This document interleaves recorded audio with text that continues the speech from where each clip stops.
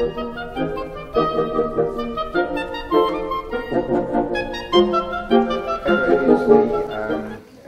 from David Syber.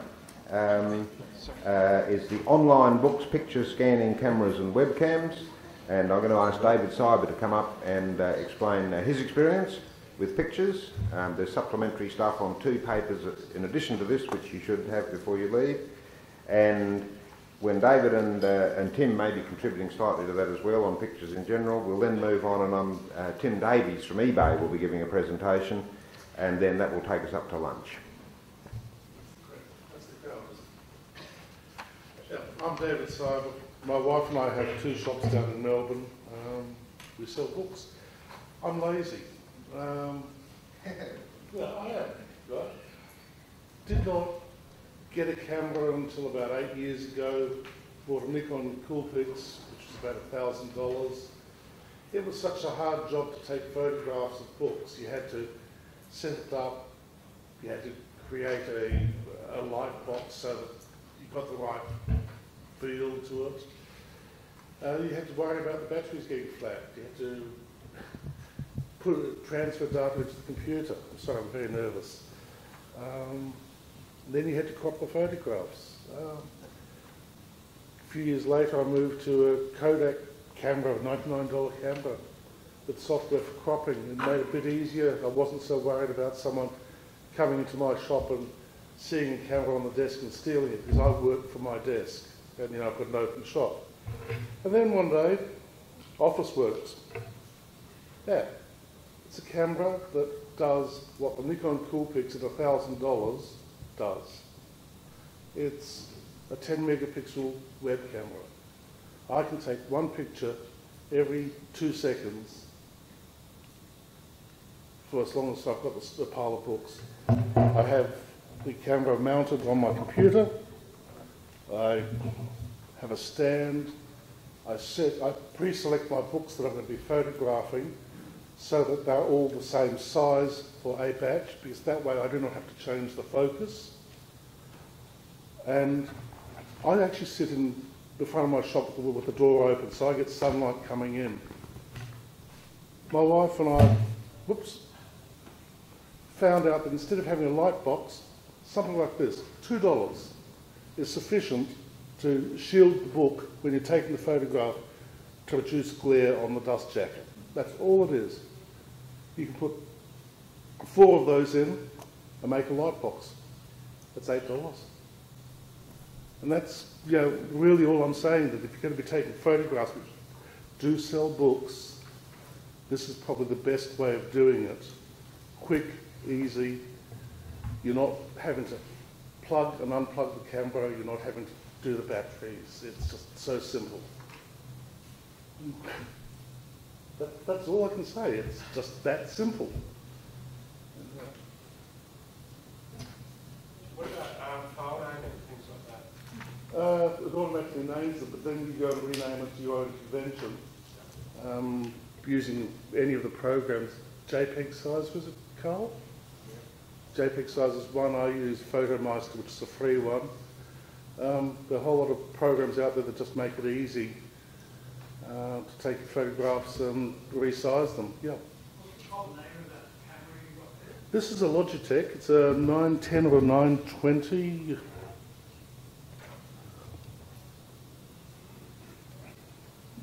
Just a Logitech, I think it's a 910. And it has a Carl Zeiss lens in it. It's a proper glass lens, and it just works. Light box, foldable sunshade, $2 at a $2 shop.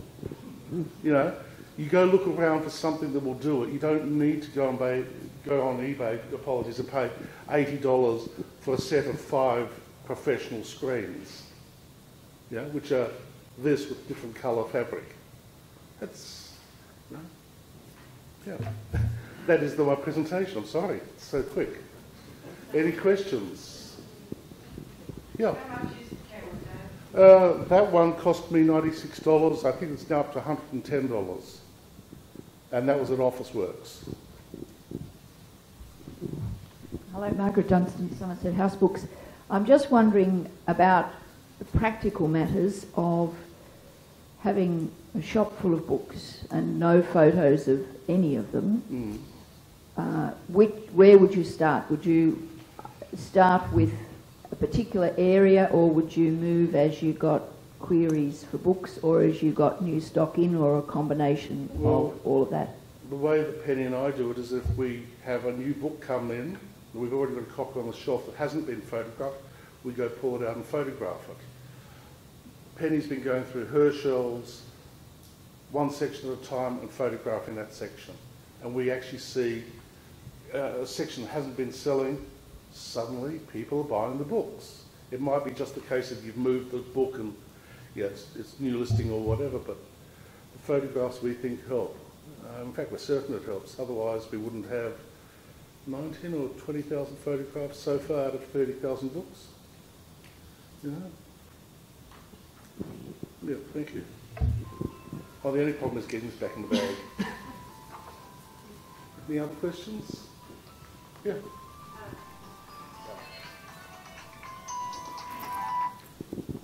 Desiree Marshall from Newcastle Books. Yeah. Hello. I just wonder if there's any particular requirements of those photos in terms of size and etc. in order to make it fit the Websites?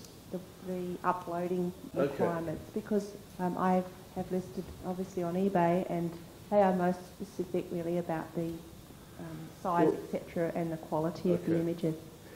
The camera will take either a 600 by 480, that's the lowest setting, or 1.2, a 5 megapixel or a 10 megapixel photograph. You then crop it to the size that you want, upload it. Well, I upload it through BookZangle, and BookZangle then will adjust the size of the image that they send off to different sites. So if AB has a maximum size of 500k, they will adjust the size down to 500k. If Paul Anderson's site's got a maximum size of 400k, BookZangle will automatically do that for me. I don't have to think about it. I just get the photographs up there.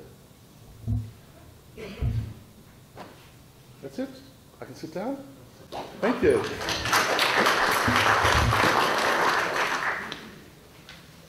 Thanks, David. I can confirm, since David stayed with me overnight, I can confirm that David is in fact lazy. But I am excited by his webcam approach and intend to explore that thoroughly. I think it's a marvellous additional initiative, cheap and quick and effective. And for certain types of books, that's what you want. There's other types of books I might spend half an hour with the camera getting every which angle of it, but for certain types of books, car manuals for instance, that we sell a lot of, I want a quick fire means of getting the that book picture. And it's no use using stock pictures, because the car manual that I'm selling has got a great big thumb mark on it with greasy stains. I've got to show that to my customer, he's going to send it back. So What you're saying works well, but I just sold the mill cast original on using photographs from that. $2,500. yeah, okay. And that was Germany. They were absolutely graphical quality of the photographs. Well, certainly there's different things. However, the question that you asked, Ezra, I think you asked, is actually a terribly important one, which is particularly in relation to eBay. Although Tim Davies is going to talk about eBay in a few minutes, Tim Jones, who's our eBay consultant within BookZangle, is going to talk a little bit about picture requirements, particularly at eBay, which will answer your question more. Yeah, I think the picture of the pictures and the tidiness of your listings is, really sets you apart from other sellers on eBay. And I decided to go and find some examples of bad picture on eBay, which took me all of, must have been about 60 seconds or so before I came up with this one. And it's kind of got everything wrong with trying to sell something. It's not clear. It's the background is distracting. It's not in focus. In fact, it's really highlights all the flaws, which you're not really trying to do when you're trying to sell an antique. So essentially, I think keeping your images nice and plain, simple backgrounds, not having all these distractions, like this image is distracting our eye with the cluttering in the background and the weeds and all that sort of thing. I'll bring up next picture of a bad book photograph from eBay. You're not interested in buying that book at all. It's quite disturbing. You're being distracted by the wooden background. It's just like really a negative to the whole selling process. Next, I'll bring up this is a photograph which I think is a good example.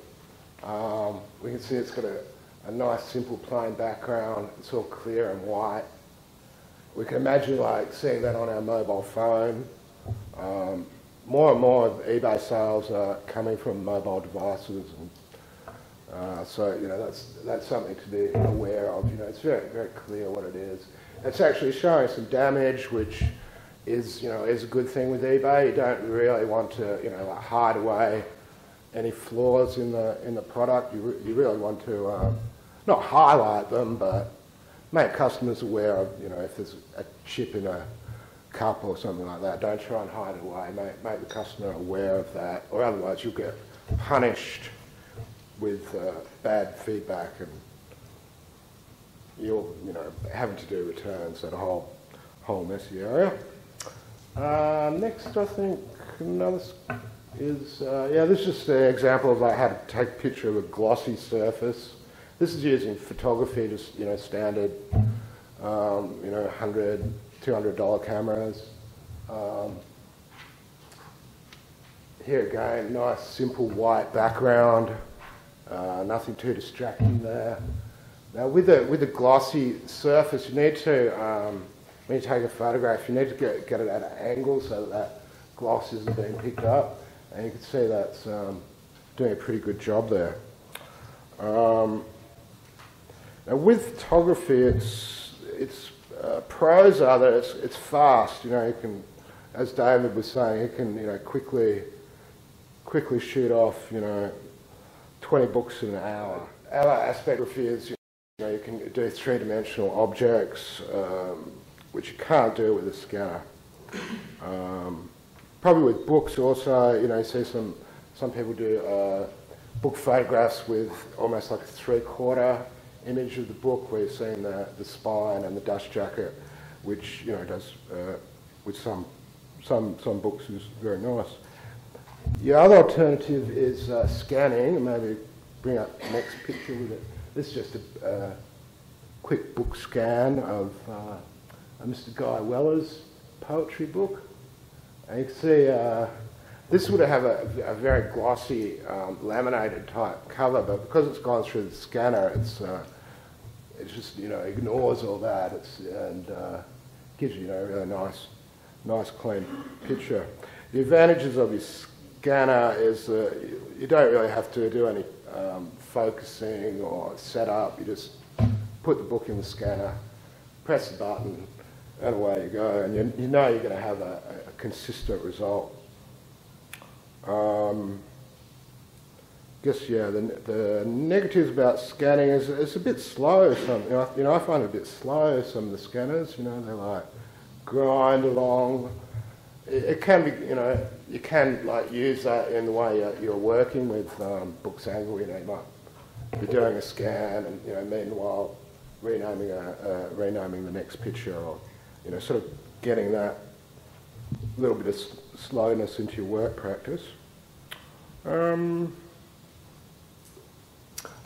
other thing with photography is just you see a lot of pictures of like details, and they come up all blurry and awful. The main picture might be nice, and then it'll be some detail, and it's all awful and blurry. The main problem there is people aren't using a macro switch.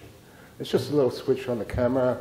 It's usually like a little flower symbol, like a tulip. Just switch it onto that tulip, and you'll get really excellent results on close-up images, which is probably important when you maybe take a photograph of a small fault or signature or something of that nature.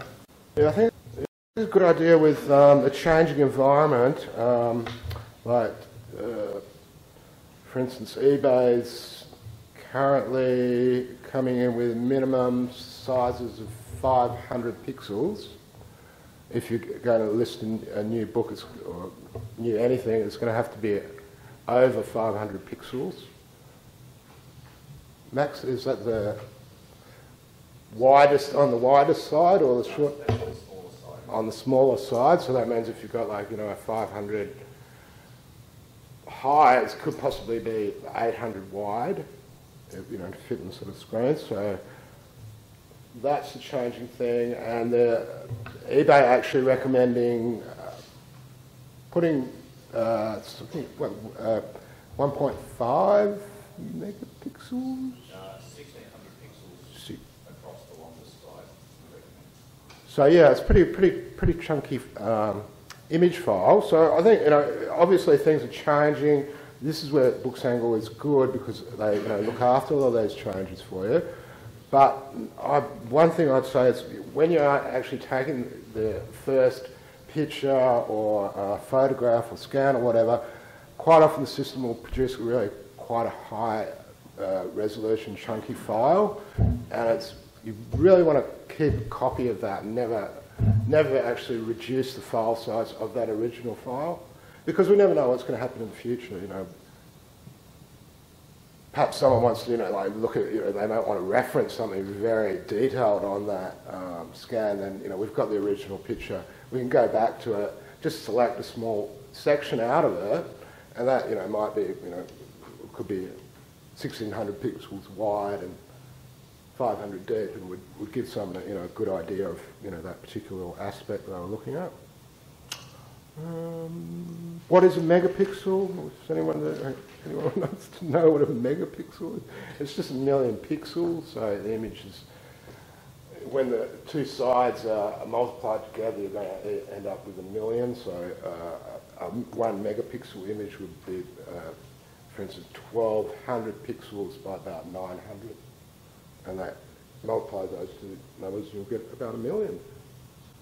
I think that's about it. Any questions? No.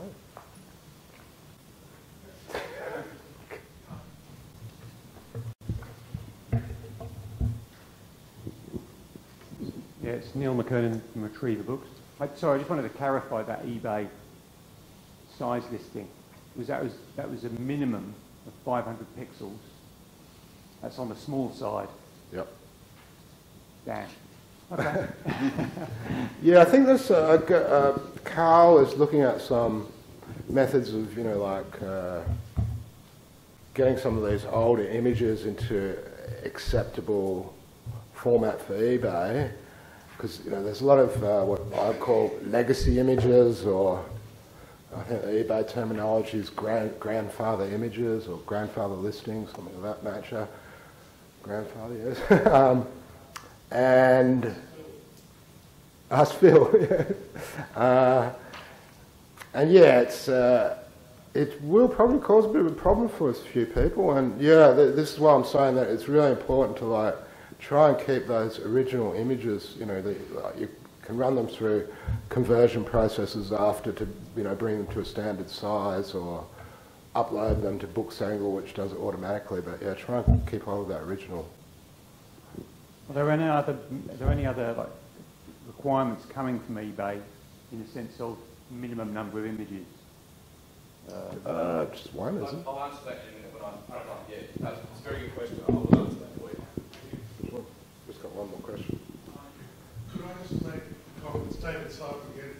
Could I make a comment that it's necessary to back up those images, and probably the best way to do that is to use a program like, I know PhotoMoster does it, the others probably do, one-off CDs of the images in full size, so that you've got them historically. One off, 2 copies, keep one at the shop, keep one at home. Don't rely on your hard drive. Yes, and don't rely on, thanks for that, that's a very good point there, David. Also don't rely on these thumb drives, or, they're bound to have a limited lifespan, and probably with the CDs, you know, go for the highest quality CD you can, one that's got gold content, verbatim, something like that, not a cheaper. Can I just ask Phil another question relating to that Logitech camera? How do you separate the images using that webcam? You take one image and that image is then saved into a folder. It automatically numbers the image. And then you take the next photograph, it automatically... Yeah, but how do you use it on the keyboard? Do you press a button? Because the webcam is continuous. I just click the mouse key to take the photograph. Oh, I see. That's it. You click the mouse key on the screen to the right position and just takes the photograph. Change the book, mouse click, next photograph's taken. Okay. Automatically loads it into the folder that you tell it to load it into, and it automatically numbers it in sequence, which I find annoying, because I would love to set the sequence to the serial number that I use, so it's automatically done. So I have to go through and change the serial number. Right. Okay, guys. Well, now, anyone who's got further queries about the webcam stuff, I'd recommend they talk about it with David, maybe during lunch. It's very exciting. I'm going to certainly explore it. Look, just on the eBay thing, could I just make a few points before inviting Tim up, because I don't want Tim's whole talk to be taken up with photos, because it's fairly simple what's happened there. Firstly, eBay, two things have happened at eBay. Firstly, eBay have said from now on we don't want listings without photos. We're not going to take them. Now, I personally applaud eBay for that approach. I think it's a very good approach. I think eBay has recognised that the world of the internet online selling is all graphics driven. We're talking here people buying on tablets, on mobile phones and that sort of stuff. A stupid little bit of text is not enough for a lot of the guys who are buying. It's plenty for somebody buying an expensive antiquarian book, another dealer maybe. He can read through all the TEGs and FFEPs and all that sort of stuff, and he or she knows what is being talked about and so on. But your average buyer out there who is coming online, and don't forget one important point that probably nobody emphasises enough, people are only just beginning to buy books online. Online sales represent only 7 to 9% of retail sales. It's only just beginning to happen. There are people who talk about the golden days and if it's all coming to an end. It's not. There's people who are retiring now, the superannuees, youngsters who are coming online with their tablets and their mobile phones. The internet online selling is beginning, not ending. Having said that, eBay have said we must have with each listing, list with us, and then they have put in this requirement of this 500 pixel smallest size picture, and that will apply from I think February the 14th of next year. Any new listing that is sent to eBay will need that picture. Now, I've already discussed briefly with Tim Davies, and we're going to discuss it with eBay more locally here, and then Phil and others have already discussed it with some of the guys in the States, and we at BookZangle are going to take this through to eBay. Booksellers are in a unique position. Many of us over 10 or 20 years have built up this huge cache of pictures, 30,000 in some cases, 20,000, 10,000, lots of pictures. Imagine if somebody said to you, go out and hire somebody to take 10,000 scans of 10,000 of your books, what that would cost you. Cost you a fortune. Now, most of us were sending those pictures to Abe, and for many, many years Abe insisted on a maximum file size of 100 kilobytes for the picture, meaning that the actual pictures that we've stored and sent to Abe are all tiny in terms of pixel size, well below the 500 limit. eBay wants this 500 limit so that people can zoom in and out. That's the primary purpose of it all. It's so that when you have a picture on screen and you want to say, oh, I better have a look at that little nick on the top of the dust jacket, they can zoom right in and see it. That's why they want it. They're not just being stupid. However, what eBay is going to have to understand, and we'll talk about this further, Tim, is you've got all these 10, 20,000 listings, and many people have got rid of their old original full-size pictures. So what are they going to do? Going to scan them all again? Now, our recommendation at this stage, and I have made it clear in discussion with Tim that this is not going to create a rumpus at eBay, but it is dependent on eBay's policies. My recommendation is that as many people as possible who have lost all their full-size listings get as many of their listings as they want to get up on eBay before February the 14th of next year with the existing pictures, because eBay will take them until then. And it's most unlikely, and this is not a force majeure on eBay, I've explained to Tim why a lot of booksellers are going to be left stranded. I'd love to put my 10,000 books on eBay, but I can't because I've lost all my pictures, all my big full-size ones. So get them up before the deadline happens. And eBay is most unlikely, it's possible down the track, 6, maybe 12 months, they're most unlikely to turn around on February the 14th and say, oh, now we're going to get rid of all those listings. After all, they're charging you 5 cents each for them, so the book's there, it's got a picture. eBay's interested in fees, it's often referred to as fee-bay. I think we can be reasonably confident that pictures that are got there before their deadline, those listings will remain there until sold. However, if you then want to end those listings and re-upload them, they will then be rejected if you don't have the full-size pic. So these are, given eBay's announcements, these are very important things that you need to keep in mind and plan carefully. And certainly, as Tim said earlier, where you've got your old cache of your full-size pictures, for heaven's sake, hang on to that cache and try and locate it even. Find out whoever's done your scanning and say, did you keep a copy of all the original scans before you resized them down to the tiny little thumbnails for Abe or whatever. Find out what resource you do have if you are interested in listing on eBay, because it's going to be important. Having said that, I hope I've summarised that fairly accurately, Tim, and haven't committed eBay to saying, yes, we'll leave all those listings there, but I'll bet 99% they will, if you've got them there before the deadline. But Tim, you don't need to cover that today because some of it's unknown territory, but as long as you can confirm that that's a reasonably accurate picture, that's all we need.